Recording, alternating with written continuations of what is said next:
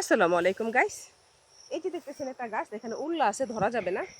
এই যে দেখেন, এটার নাম হচ্ছে ভাত দুনছে, ভাত শোলা যেটাকে বলে। এই যে ভাত দুনছে, এটা একবার জমিতে লাগাইলে এই দুনছেটা বারবারই জমিতে মনে করেন বাড়তি হওয়ার পরে দানা হইব, এটাকে ভাত দুনছা বলি।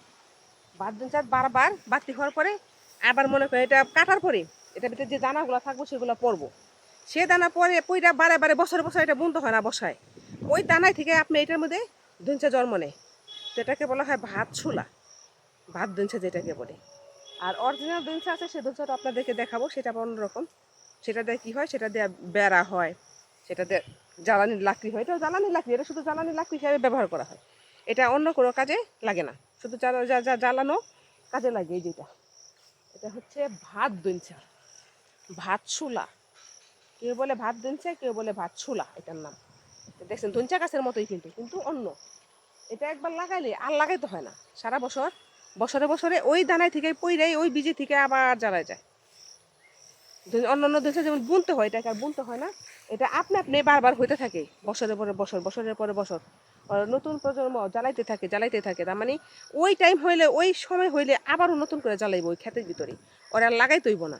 এই জন্য একবার এটা কৃষকে বুনা রাখে শুধু জ্বালানোর লাকড়ির জন্য, আর কিছুর জন্য না। এটার অন্য কোনো কাজে লাগে না। আর এটা দিয়ে খেতে হয়, অন্য অন্য সময়তে ফসল হবে, বর্ষার সিজনে শুধু এটাই থাকবে। অন্য কোনো ফসল কিন্তু এই জমিতে বোনা যায় না, এটাই থাকবে। আর যত চাষ দাও যাই দাও, এটা হইতে থাকবো। এর জন্য এটা একবার বুনলে এটা কিন্তু বারবার হয়। এটা এরকম একটা ফসল, এটা বারবারই হয়। আর যে আমি যেটা দেখাইলাম, এটা মানে স্মৃতি শাক ছিল, পাট শাক। আর এই যেটা হচ্ছে, এই যে অরিজিনাল তিতা বাংলাদেশি পাট আছে না, এই যে দেখেন, এটা হচ্ছে দেশি পাট। এই যে এটা দেশি পাট। তিতা যে পাটটার কথা বললাম না, ওইটা সেটা। আর আগে যেটা দেখাইছি, আগেও দেখাইছি, এই যে এটা তিতা পাটটা, বুঝছেন, এটা তিতা পাট।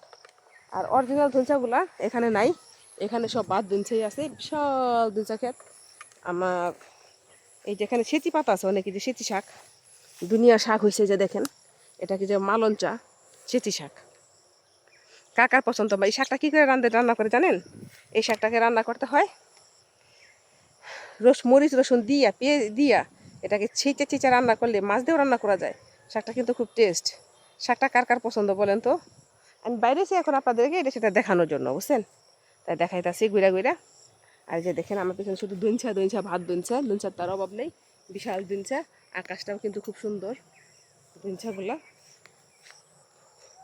তো ওই যে আমার সামনে একটা ধান বাগানের মারই আছে, ওটা ধান ভাঙ্গায়। দেখেন এই যে জমিটার মধ্যে এখন আসলাম, বিরাট বড় একটা জমি। এটা খিল আছে, আমার ভাইয়ের শরীর ভালো না, অসুস্থ দেখে ওই জমিটা খিল রাখছে। এটা আমাদের জমি, এটা কেউ বুনে নেয়। এইবার জমিটা বিরাট বড় জমি, ধান বুনলে অনেক হইতো, পাট বুনলে অনেক হইতো, যাই বুনতো তাই অনেক হইতো আর কি।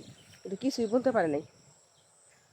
এটা এটা কিন্তু আমিও পাবো অনেকখানি জায়গা, এটা এখান থেকে 20-25 শতাংশ জায়গার মতো আমারও আছে, আল্লাহর রহমতে, আলহামদুলিল্লাহ।